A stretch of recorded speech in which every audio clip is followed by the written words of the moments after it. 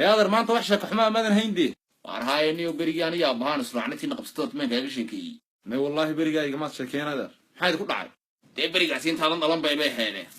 adoo ani aabaha barta ka wada lugayna kawdhe xagaad u socoteen markaa war meel loo meena socona jabsan baan hayno de jabantan meelaha ka bidhaansanayne dhageysaniyo de markaa wax ma aragteen hayo de mar alla markan wadada cadad ku dhacneen cabaar socono baan aragnay xabadna hor socoto ilaah baan ku dhaartay quruxda ku taala ay moodayeen jannada fadhiga laag laga saaray adduunka talxiis u joogto wariya ana adduunka tahriib ku soo galay haye wartaas waxay kaga darnay sidoo la fiyoonaysi ko laba kubka ku yaalana waxaad moodaysaa in biciid ku quraacto subaxdii ka waran wariya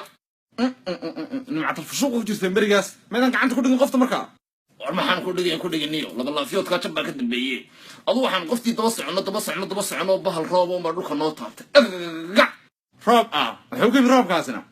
wuxuu ka yimid waa maxay dee cirku ka yimid shakada ku wadnaniyo ay wad shakadaada hero meedan dee roob ka cararan mise qoyaan iyo qaleel buu meedan joojino midku bariga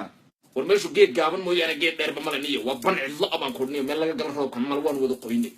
allaana was qalqalajinayno man xaqi gabadh magaxtii sidaa u eegnay deetana ma intuu roobku daayay ka baxsatay war maya dharkii ay sideetay meeshii ay tayneed bay yaaleen laakiin iyadii baan muu qaydi weyn meel alla meel ay ka baxday gow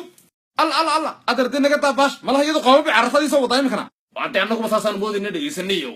dharkii waan isoo u qaado qoftu malaha way waalatay meelahaas cararaysan dharka u geeyay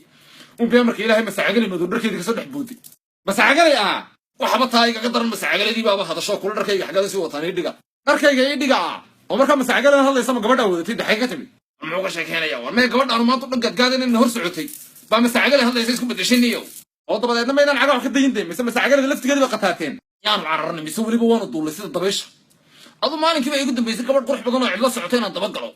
adeerta sheekadaada inta markii hore marqaansiisay dhidid waaweyn naga keentay bay imkana bax nagu xidhay markaygiiba hadhay sheekadeeda iga dhigaysaana